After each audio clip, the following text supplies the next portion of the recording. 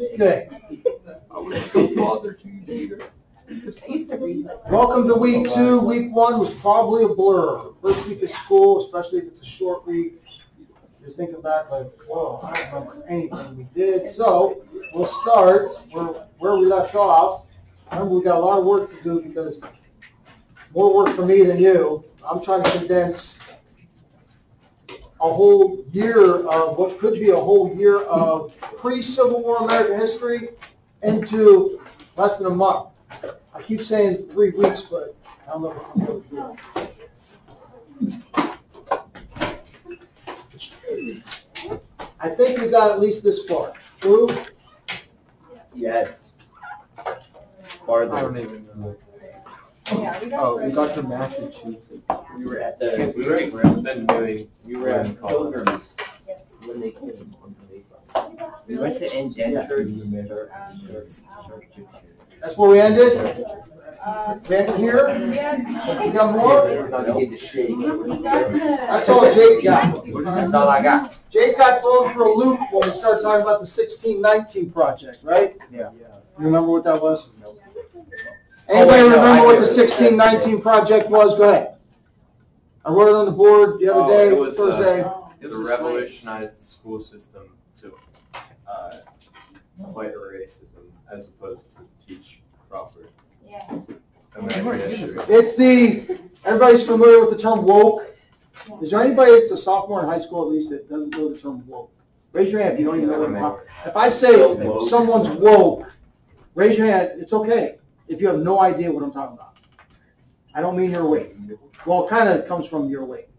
To them, it comes from the fact that you're awake to the real history of America, not the history like the 1776 report, which came out as a retort of the 1619 project, which is, hey, really, all this adoration for America is wrong because America was built and is fundamentally a racist country. And the reason that we still have problems among the racists today is because we're fundamentally racist and we got to change that. And it's okay if by reversing roles, racism's little, you can look it up if you want. Racism's okay if it's in response to racism that happened in history. So if we're racist today and we're favoring a race, in this case it would be blacks over whites, well, that's okay. That has to happen because we have to undo all the wrongs that have been done. Could lead to a really crazy place, right? Okay. Moving on, because I got to go fast. Massachusetts is focused on because the influence of Massachusetts, say Massachusetts 3 times real fast. The influence of Massachusetts Bay was far and wide. Yeah.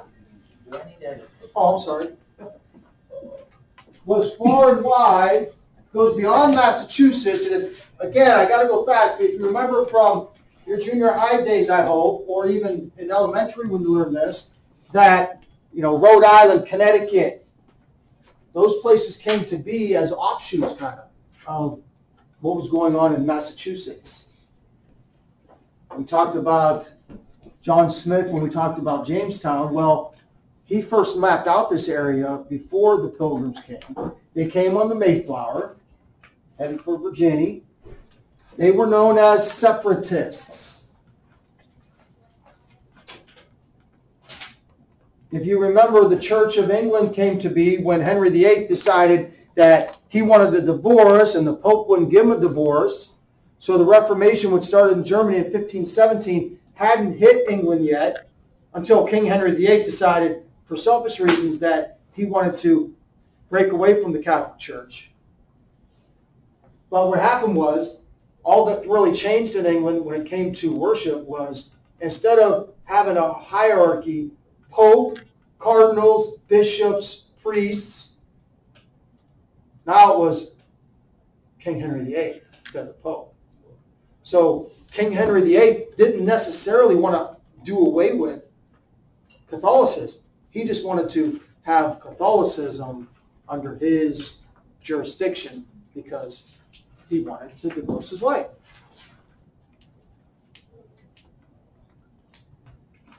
In Massachusetts, you had William Bradford, who, like John Smith,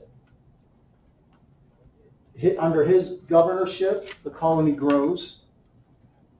Part of the reason that the colony grew is because he made private property a priority instead of the commune. The commune always seems great at first. What a great idea. We're all in this together.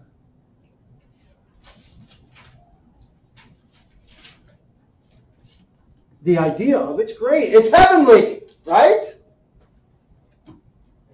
It's not feasible here on the dirt ball. In a dark and fallen world, it won't work. It's been tried many times. And in small pockets, you have people that voluntarily enter into these agreements to live communally, and that's great. But whenever it's government run, it goes awry and leads to not just poverty, but death and destruction. History shows us time and time again how that happens. So Bradford instituted private property. Hey, things aren't going well because what happens according to human nature? It wouldn't happen to you, but it happens. If I can get food from the storehouse and not have to work for it because she's working so hard, she's filling the storehouse, there are a segment of the population, they're not as good as you, and they're going to take advantage of it. That's just fact. That's humanity. That's the state of our fallenness, right? We're not going to be walk in integrity like our school verse this year says. In fact, only those of us that really work at it can really accomplish it. Because back to this, right? That's what dominates our thoughts. Physical world. John Winthrop, he wants to establish a wilderness Zion, as he put it. And they want Massachusetts Bay to be seen as a city upon a hill, using biblical terms to describe, hey, we're going to set up a place that is not heaven, but we're going to show that you can have a godly community where Christians can live together, prosper together, have private property. We're not going to institute an overbearing rule that says everybody has to share everything, but you're going to have your own private property, but out of your Christian heart, if someone's in need, you're going to help them, right? That's the way it's supposed to work. We want this to be seen by all the world as a city planner. We can do this. We can live in this fallen world, and as best we can live righteously. Because we're going to, first and foremost, follow God's laws. I'm sorry, if you get a little bit behind, the way I do things, I always start previous, right? I'm not just going to jump into the next day's notes. So you'll see this screen tomorrow and and Thursday probably. Maybe even Friday. So if you do get a little bit behind, leave yourself some space for the next notes. I try to go slowly enough. I look around the room and I see a lot of people sitting there like this, and I'll move on. Yeah. Can I go, Ash? Yes, sir. And just in case you had forgotten, I covered it up and I'm not going back now. So all that's behind that is the New England colonies. And the New England colonies are up here in kind of pinkish. Notice that it says, you probably can't see it, but Maine was not a colony. Anybody remember why? Hopefully you can't read it. Does anybody remember why Maine wasn't necessarily called a colony? Even though it's kind of a big state up there and it's part of what we call the colonies, the area is. It was an extension of Massachusetts. So behind this picture, and I don't want to take the time to go freeze the frame and undo it, is New Hampshire and Connecticut and Massachusetts and Rhode Island. Those are the New England colonies. And then you have the middle colonies, New York, Pennsylvania, New Jersey, and Delaware. And then you have the southern colonies, Maryland, Virginia, the Carolinas, and Georgia. So you got 4, 4, and 5. Dina knows 4 plus 4 plus 5 is? Simple math, 13. Yeah.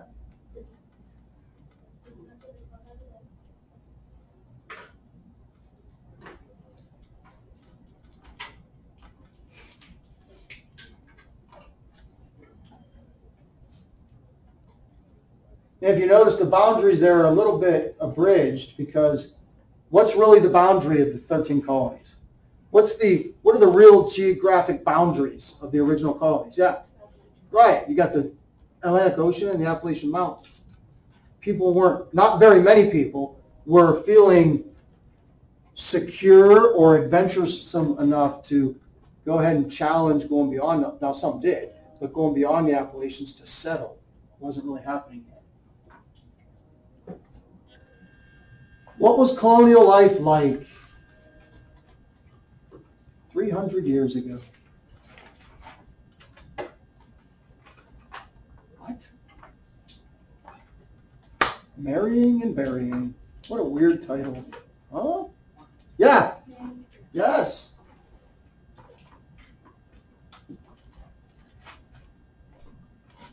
Before I go on, 300 years ago, you're thinking, I'm glad I didn't live back then.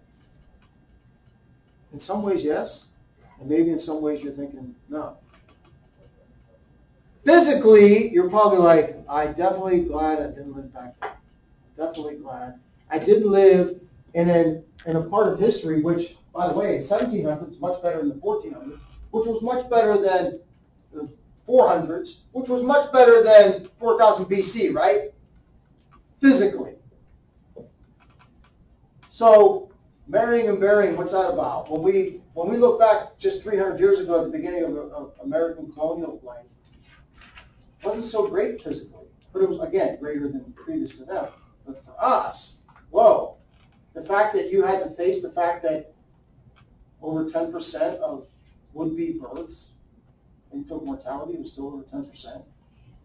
Thankfully, we in our school family here actually experienced infant mortality last year, but thankfully it's a very rare thing, right?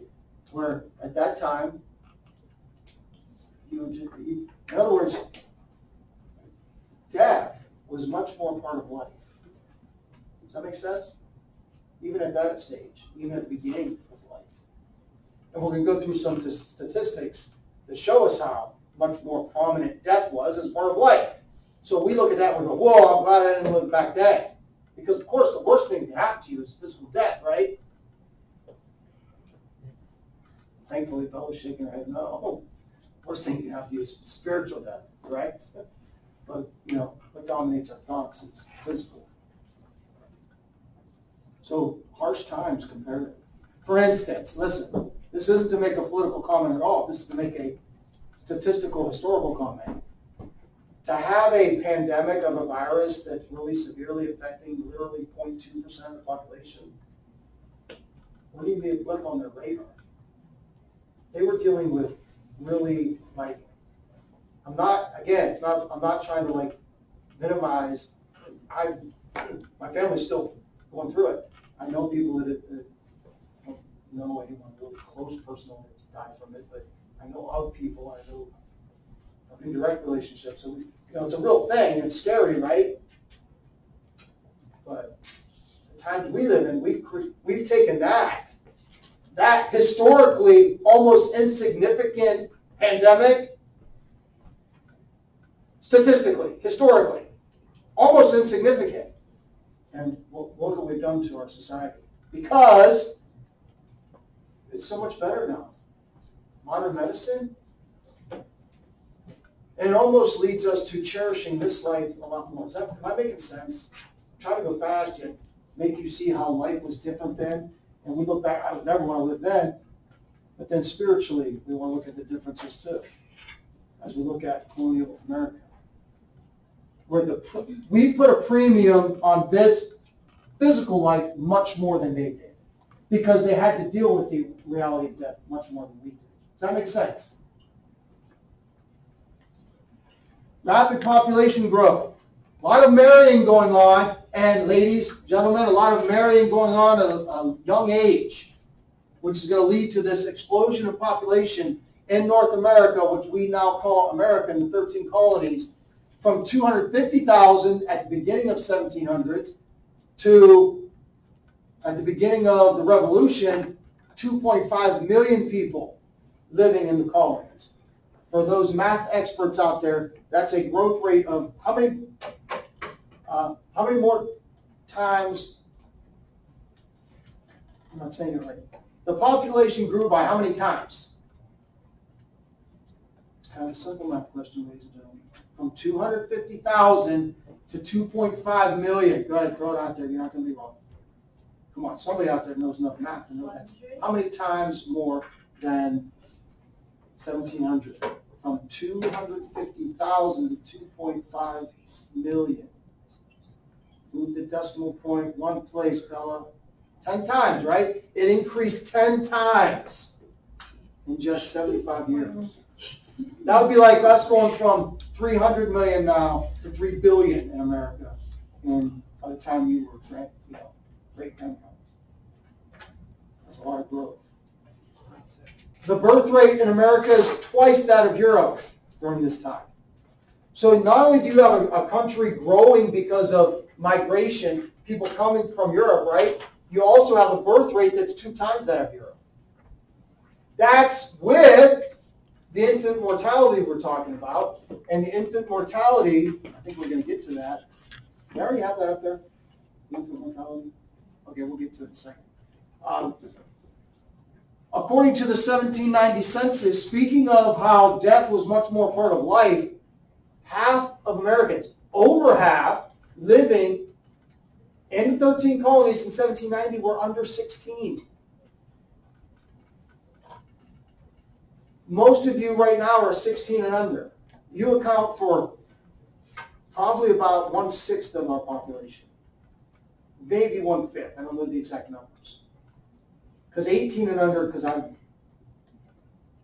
was a big part of my life a year ago to do a lot of population studies and disease studies and what was happening in our country over the last year and a half.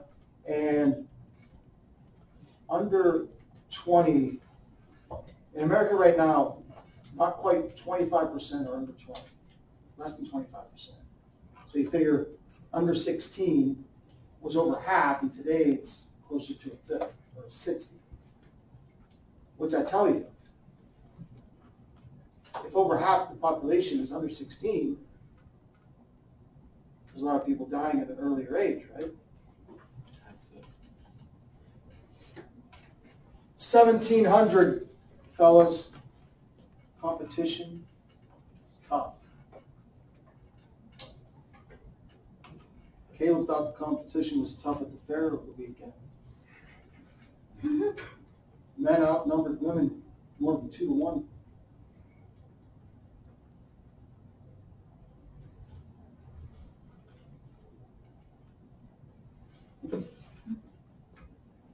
And the women were marrying at a much younger age, as you probably know that, right? Remember that. And if you're marrying at a younger age, you are in childbirthing years much longer, so there's going to be more children. You're going to start having children earlier, and you're going to have more of them because you're younger. Your younger years.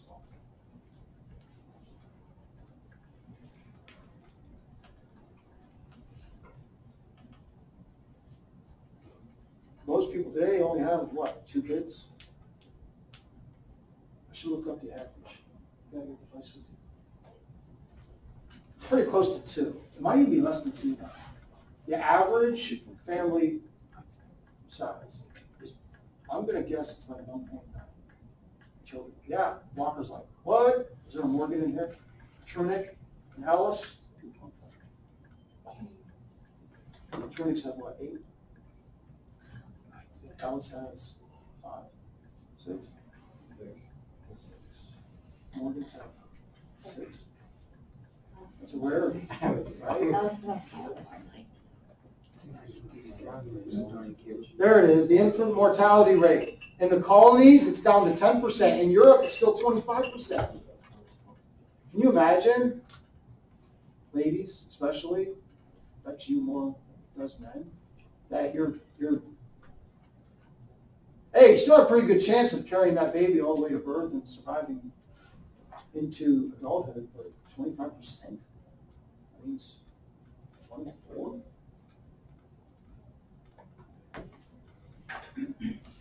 1.9. Ha ha!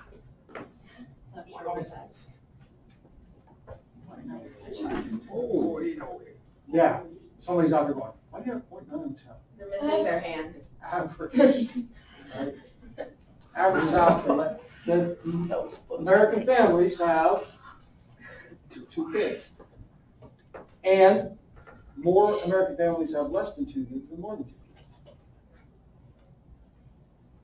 Cities are growing in the 1700s, which leads to population density, right? Instead of people having their own piece of land and they got an acre and the only people who live within that acre is their family, cities are starting to grow, people are living closer together. Which means if there is disease, the outbreaks are going to be greater. So, really bad epidemics would take place where a high percentage of people would get really, really sick or even die. Not 0.2%.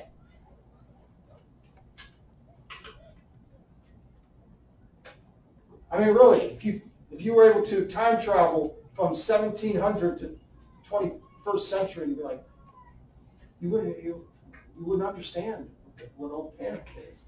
You'd be looking around like, wait, why all these? What's going on?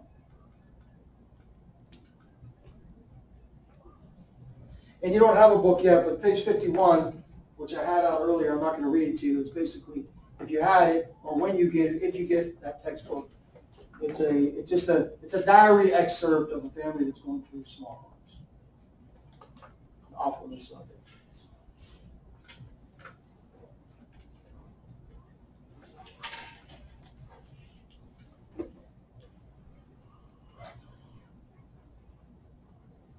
Again, if you haven't caught up, we'll be on the screen tomorrow.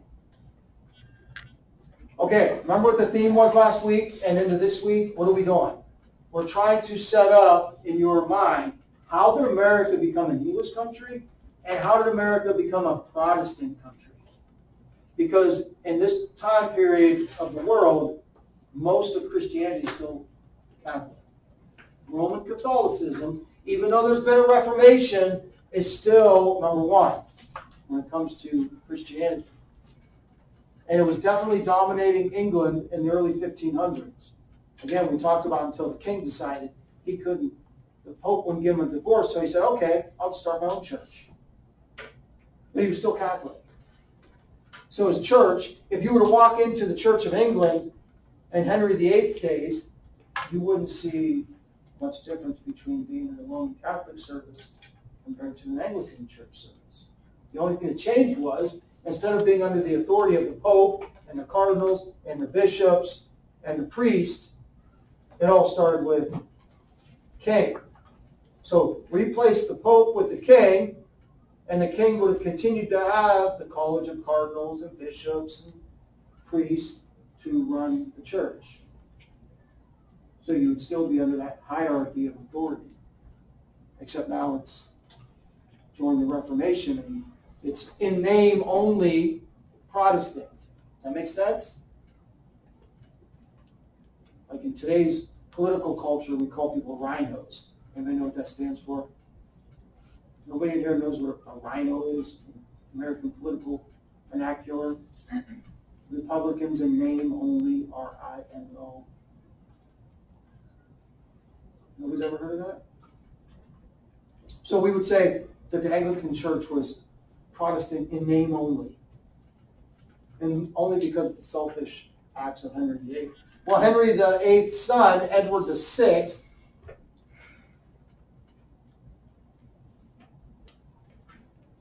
Serenity's like, why wasn't it Henry IX? Remember, they got to choose their titles. Now, when he's ruling in the mid-1500s, these reforms of the Reformation, the Protestant Reformation, those ideas, even though the king has taken the place of the Pope, the ideas among the lay people, everybody remembers what a lay person is? L-A-Y? You and I are lay people when it comes to the church. we're not the pastor. Like your parents might not be a lay person. Your dad or mom might be a pastor. But we, the congregants, are lay people. The ideas of the Reformation are starting to take hold amongst the lay people, even if not in hierarchy.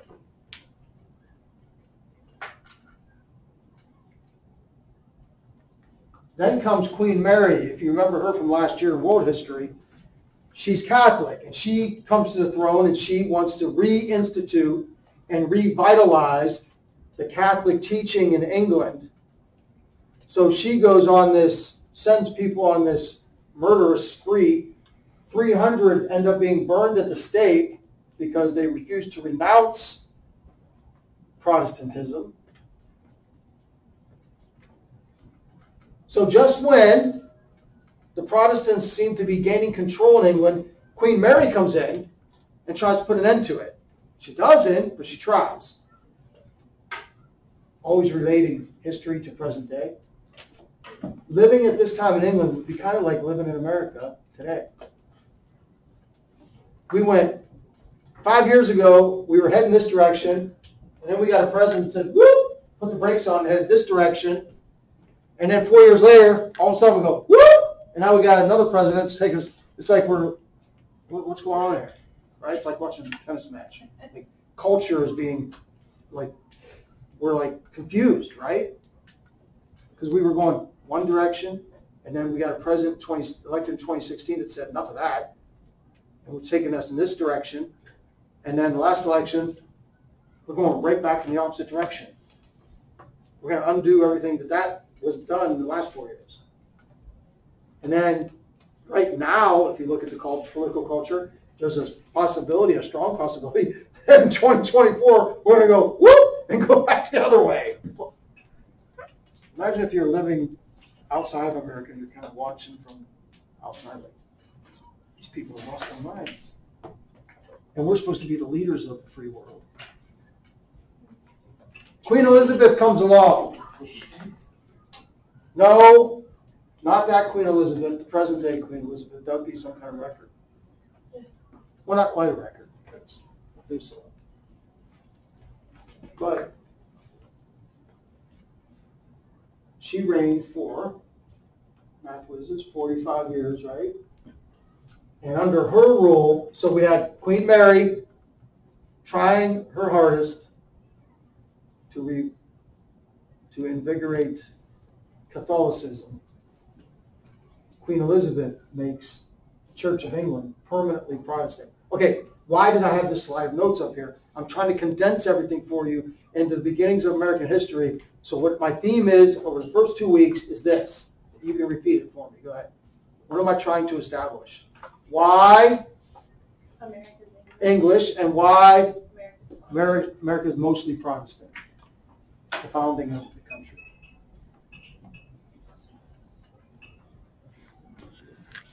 Okay, no notes yet. By vote of a thumb, up or down, Puritans. 1. There's only 2, 3 votes. That means, we got one to the side. Puritans, who gives a thumbs up to the Puritans? Who gives a thumbs down to the Puritans? Who gives, I'm not sure of the Puritans. Okay. So, usually the reaction to the Puritans is, what do you think the usual reaction to students to the Puritans is? For most students. Unfortunately, for most students, it's thumbs down. Why? Anybody know why? Do you remember anything? I know you've covered the Puritans with Mr. Lamb. Yeah? It's just because they were trying to make people pure again, Yeah, what do you mean pure? They're called Puritans come because... back to God. Okay. Is that a bad thing? No. Oh. But I think they just kind of did it wrong. Okay, thank you. What's that? Why it's thumbed sideways. That's why it's thumbed sideways? Because is purifying the church a bad thing? A lot of kids, here's what the public school, here's what they would know about the Puritans. I almost guarantee if you were to ask kids that came from public school, they would say one thing: Salem witch trials. That's people's takeaway. That's what they remember most. When you ask your parents, if you were to ask your parents, you might do this survey, what they thought of the Puritan era, and they would probably immediately say the Salem witch trials, because that's what's emphasized. That was an awful, very short period of time in Massachusetts Bay among the Puritan influence. But that negative period of time is what is what people take away from that period. They wanted to purify the Anglican Church of the Catholic ways. Remember, the Anglican Church was started by a man who was ostensibly, that's a big word, Catholic, but he changed it to the Anglican Church so he could be the head of it. Well, the congregants know what's going on, right? Oh, we're called the Church of England. We're really just Catholic. So as they are learning more and more about the Reformation, they become more and more reformed. They want to institute changes. And the Puritans want to purify the church. We had said earlier that the... Wait, did we already talk about the Pilgrims? No, we didn't yet? Okay. They didn't want to purify the church. They just wanted to separate. They're like, we're out of here. There's no changing these people. It's a lost cause. The Puritans want to stay within the church and purify it. And they become the most influential religious group in the colonies because we said Rhode Island and Connecticut were direct offshoots of Massachusetts Bay. So the influence of the Puritans goes beyond Massachusetts. Their teachings based on God's covenants with his people. That's not a bad thing, is it? Again, remember what they were trying to do? Create this city upon a hill where the world can see how Christians, we can do this. We can live in this fallen world and still be seen as righteous people. We're going to create a community where we follow God's laws. And the hope is that if we do that, there won't be much need for civil authority creating all of these extra laws with all these extra punishments. We'll just all live godly. And it's almost like we talked about Marxism or socialism and communism, right? Like, it's a great idea in some ways. It just doesn't work. And in order to create this society they want to create, the negative about it is sometimes it's going to require that heavy-handed authority because people just aren't going to do it. I mean, if you're a Christian, first and foremost, your job is to glorify God, and secondary to that is to be a light and spread God's message, the gospel, right? And the sad thing is that not everybody's going to believe, right? As much as we want and desire people to know God, you still do it. You still do the work, knowing that a lot of times it's not going to come to fruition because of sin. People aren't going to buy in, and people aren't going to buy in to living like this. One good thing, though, I think, well, I shouldn't have said that. One positive thing that a lot of people take away from the Puritan idea is this idea of congregationalism. What do you call the people sitting in the pews or the chairs at your church? They're the congregation, right? And at most of your churches, your congregation, see if you've lived through this. You choose your pastor. I know a church that a lot of you go to just a few years ago, Pastor, when you know it, maybe 4 years ago, I can't remember exactly, but you had people coming in and they were like, hey, maybe this person's going to be the pastor, and then the congregation has their input, and the elders, they vote. That's kind of the way we do it, right, in most of our churches. In the Catholic Church, you've got the Pope and the cardinals, and they have bishops, and the bishops appoint priests to the church. The congregation has no say. The priest is who you get, who they send to you.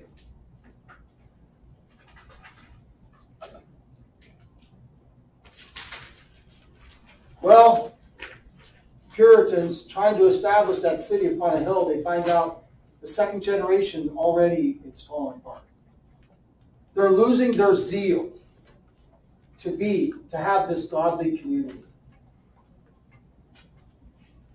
when they first started it, they were coming from a place in Europe where they didn't feel like they had the freedom. So, hey, we're going to do this and we're going to make it work. And then their children weren't as zealous about it. They weren't as excited. So a lot of those pure ideas started to the fallen sinful nature of us started to creep in more and more. Here's a big uh-oh. Citizenship depended on church membership. If you were going to be part of Massachusetts Bay, you had to be a member of the church. Why did I put uh-oh there? Why is there an uh-oh next to citizenship dependent on church membership?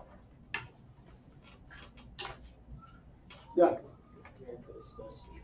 Okay, what else? That's true. This whole idea of religious freedom is kind of the first freedom that people came here for. Yeah. People started going to church for the wrong reason. Right. And in Christendom, in our Christianity, in our zeal to spread the message, to spread the gospel, is part of the Christian methodology to get people to God, to force them to accept the gospel?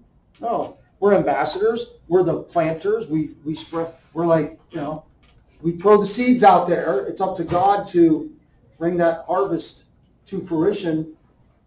That's not part of Christianity, to basically force people into, and that's kind of what this was doing, right? You had to be a member of the church. Well, if you do that, this covenant you have, you've raised up this community based on a covenant you have with God, that you're going to follow His, and you're going to be blessed because you're following God, right? Your whole community, we're setting up this city upon a hill. So everybody's got to be in. Well, what about the people that are only doing it because that's the only way you can be accepted in society? They're not really believers, but they're in your church. And then there's more of them in your church, and not really believers. So they're in the congregation, and they maybe even gain influence among the congregants. But they're not even believers in what's going on. That's going to lead to bad things. It's going to lead to, where we'll pick up tomorrow, to a halfway covenant. I mean, you're old enough to know now that if you do anything halfway, it doesn't work very well, does it? My dad had a different term for it, the halfway. What's the matter? Isaac seems to know all these old sayings that I bring up in class.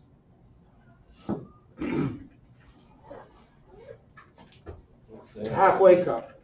Except it wasn't halfway. The second part started with an A. Right, guys? The second part started with an A.